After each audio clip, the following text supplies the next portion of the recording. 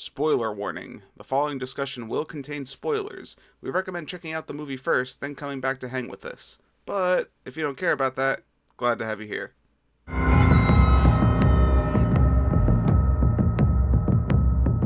Alright everybody, welcome back to another episode of The Real Review, Mandalorian Edition, a series where we travel along with the Mando on his journey through Season 2, discussing each chapter as they release.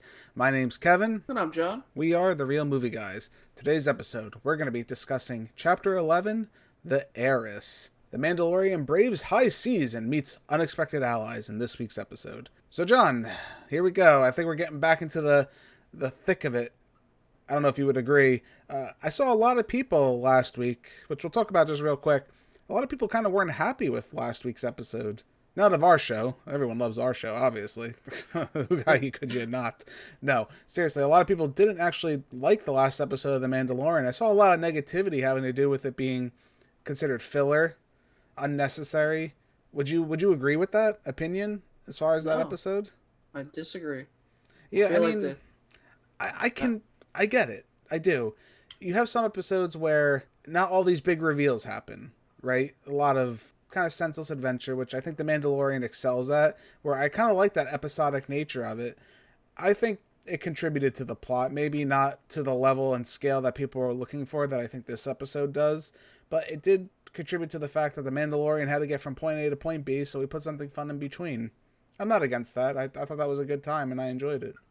Oh, I thought you were going to mention the Twitterverse blowing up about Baby Yoda or the child making a whole people extinct. Yeah, well, that's pretty ugly. I still defend that. He is a bad... There's something wrong with that baby right there. We gotta be watching him. This episode's pretty big. This is pretty big for a lot of reasons. Now, does this one caters more to the Star Wars fans with knowledge of the past, I think. A lot of maybe new Star Wars fans or fans that only watch The Mandalorian might not understand the impact this episode has. But we're gonna discuss it. Don't worry, we're gonna talk about it. The episode opens up pretty awesome, I think. My question, I thought ultimately is, in the last episode, I said like, all right, the Mando can fix his ship. They have to get through space. You know, I kind of thought about it in the back of my head, like, how is he gonna land that thing? And, you know, it's all damaged. It's barely being held together. Well, it wasn't too easy. Without the guidance system, it'll be a manual re-entry. Might get a little choppy. Once we're through the atmosphere, there should be just enough fuel to slow us down. If we don't burn to a crisp. This was literally a classic Star Wars scene, at least for me. It reminded me of the prequels. I think it was the third prequel where they have to land the giant ship, General Grievous's ship. It kind of reminded me of that, where everything's falling apart and they have to hold it together just so they can land. Ranger Crest, this is Traffic Flight Control. Please reduce your speed to port protocol. I'm trying my best here. Engage reverse thrusters. Brace!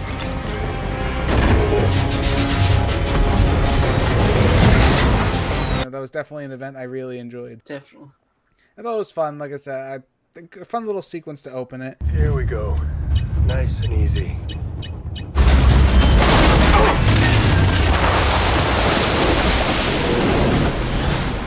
Then we get really into the thick of the episode. The Mando returns Frog Lady to her husband, who looks just like her, just a different color. So if you were expecting a big reveal there, I don't know what to say for you.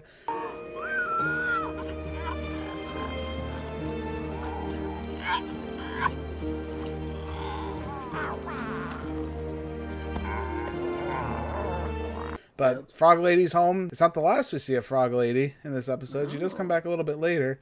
But Mando gets the information. There's other Mandalorians. He goes into a bar. The scene of note here I thought was kind of funny. He gets the information about where to go find the other Mandos. Baby Yoda's eating soup, and a hand comes out and grabs his face. So that was some nightmare fuel. Don't play with your food.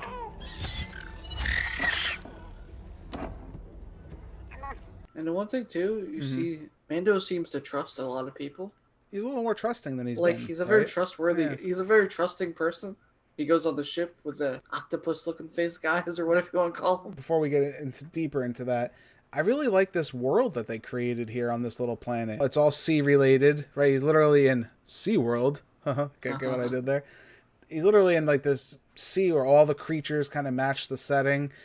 Boats seem to be a pretty big thing around here. There's mostly water on this planet with small docks and everything.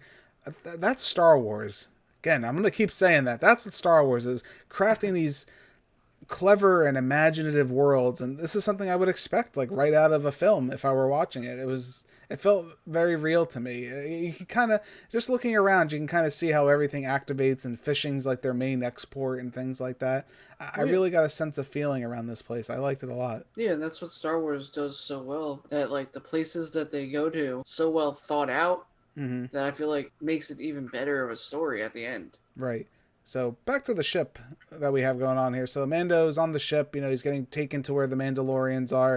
It ends up being a trap, and they knock the child in, and it gets eaten by a sea monster, which was horrifying for, I'm sure, all the Baby Yoda child fans out there. We missed that because we were going out of time. No!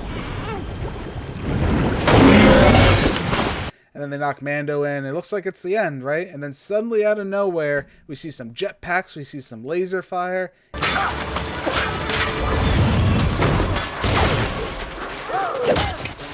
It's other Mandalorians, right? We got 3 of them. Thank you. I've been searching for more of our kind. Well, lucky we found you first. They come in, and it's, for our fans out here, this is a really big deal. Now, if you're a fan of the Clone Wars, the animated Clone Wars series, we do know one Mandalorian that looks very similar to this, and sure as hell not, it's Bo-Katan. I am Bo-Katan of Clan Kryze. I was born on Mandalore and fought in the Purge. I am the last of my line. Bo-Katan, the former leader of the Mandalorians, is in this episode. Played actually by Kate Shakoff, who is actually the voice actress that played her in Clone Wars. Actually plays her in the live action, which is awesome. And not to be outdone, she is actually joined by the fabulous Sasha Banks, a WWE superstar / wrestler. I was hoping you would help me by Creed.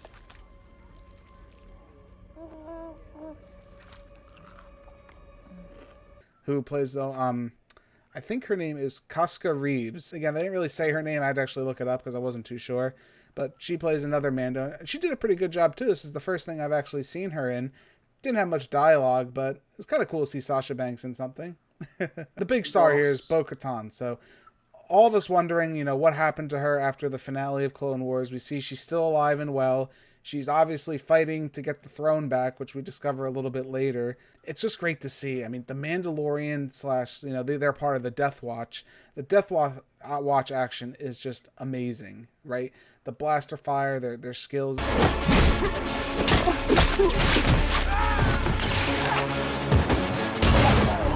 This is what we dream to see. When we think of Mandalorians, at least when I do a lot of the times, this is what I picture. Some of this action we got in the Clone Wars, it's great to see, like, revitalized in live action. It's fantastic.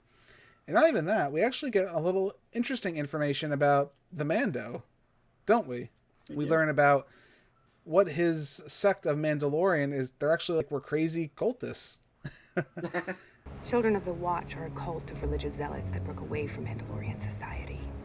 Their goal was to reestablish the ancient way.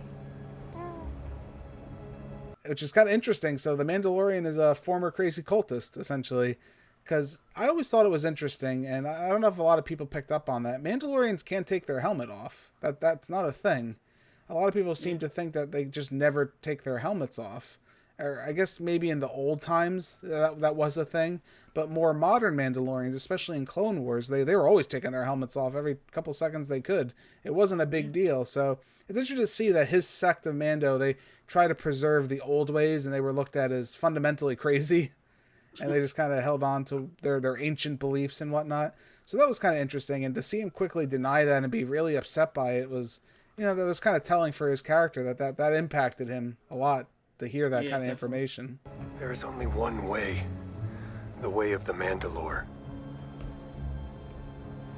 So we get into the main plot where Bo-Katan, essentially, they are going to help him, right? They're going to help Mando, but he has to help them first, which seems to be the trend.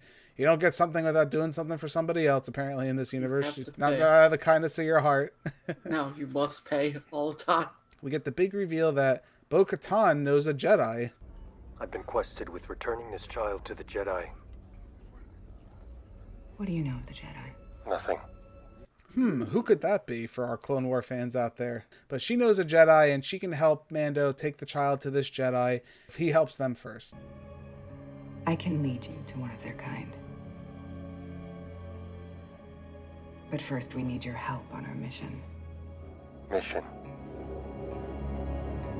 They have a mission where they're going to go attack an Empire freight ship. That freight infiltration was awesome. It had a rockin' soundtrack. We got to see some jetpacks flying around the ship, like just trying to break in. I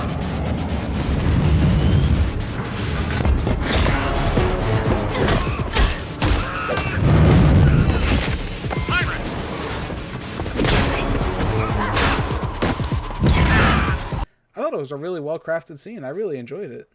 Oh, definitely. And the action didn't let down. My argument, I have to say, though, stormtroopers are pretty stupid, right? Well, yeah. They've always been stupid, though. Yeah, but my argument for them, right? They're literally standing in the midst of gunfire. They're like, there's tons of cover there. They could be taking cover. They're just standing there, hanging out, and then getting just shot up. Close the doors. Sir! Close the doors! Which one? All of them! All of them! Close all of them! Just use some cover, guys. What's wrong with you? We do learn some interesting things here. We do learn that Moff Gideon, who's played by the fabulous Giancarlo Esposito from Breaking Bad fame and last season, we remember. But it seems like he's in control of the Empire at this point. Are these the same pirates that have attacked our other vessels? They appear to be, sir. How far have they gotten?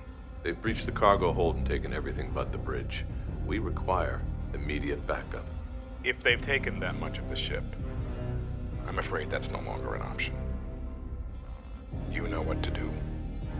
You know, they are kind of dismantled, so I'm not too sure what the climate setup is with Empire versus the Rebels. We saw the other side a little bit last episode. For those who didn't connect anything. Well, we did see the Rebels kind of, taking over a little bit, so... But the Empire is still around, obviously. They're still alive and kicking to some respect. So Moff Gideon, essentially is for the Empire. And we kind of see an interesting Empire loyalty, which we haven't seen, I would think, in a lot of Star Wars media, where this man was willing to die for the Empire, right? He shot up the crew. He's going to crash the freight because essentially they lost the freighter, so he's going to crash it. And then he bites onto his tooth as pretty much as a cyanide cap of electricity and kills himself. You might let me live, but he won't. That was pretty intense. Not going to lie.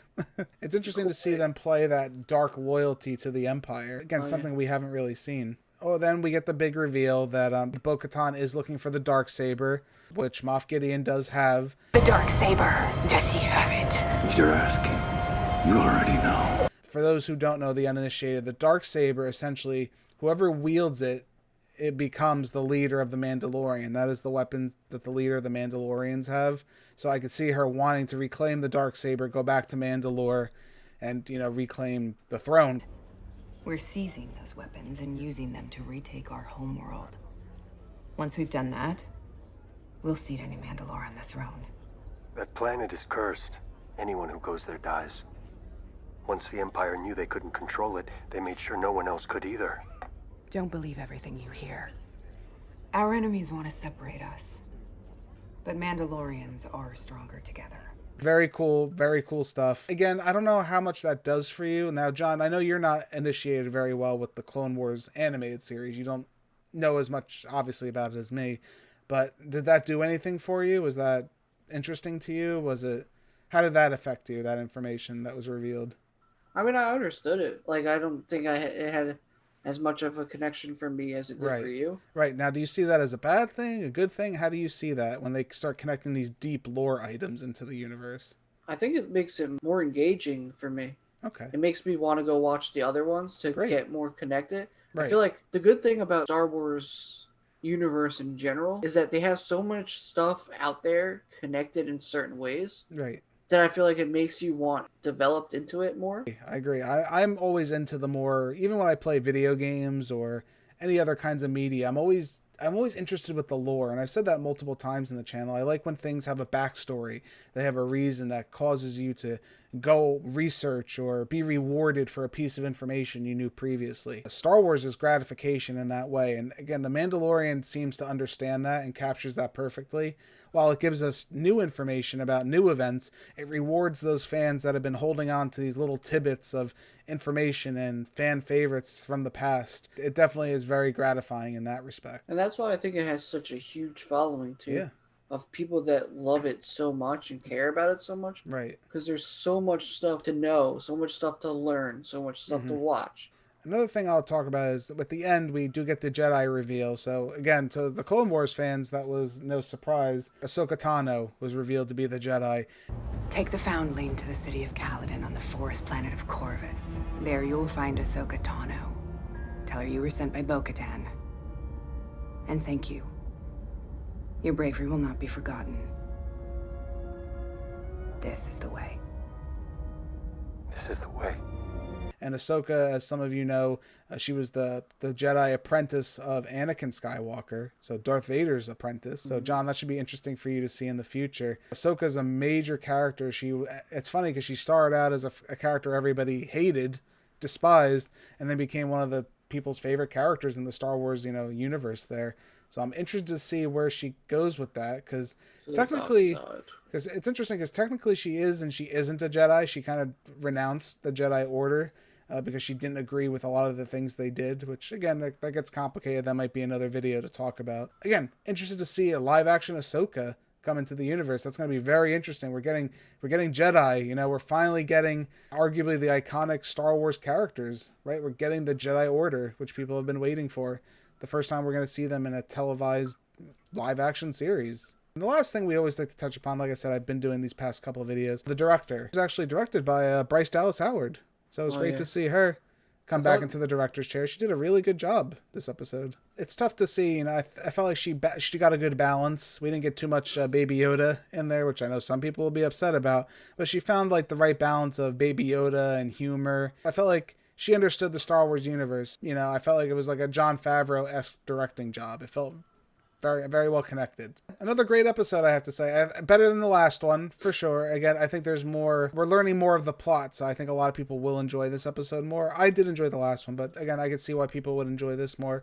We're getting a little more intrigue, a little more information going into the future, so who knows what to see. I mean, it sounds like we're seeing Ahsoka Tano next week, so let's stay tuned for that. That's going to be exciting. So, John, where can the people find us at home? You can find us on YouTube. The Real Movie Guys on YouTube. You can like this if you thought this was a good episode. Subscribe to our channel. You can also find us on Twitter at The Real Movie Guy. Tell us what you thought about this episode, what you thought about the season so far. Tell us what you thought maybe about season 1. Would you like to see us go over that one? You can also listen to us on many podcasting platforms such as... Yes, for your listening pleasure, we are also available in podcast form at iTunes, Spotify, Anchor, Google Podcast, Overcast, Breaker, Radio Public, and Pocket Casts. Be sure to give us a listen at any of those fine places. If you already are right now, hey, we greatly appreciate it. Just search Real Movie Guys. We should pop right up.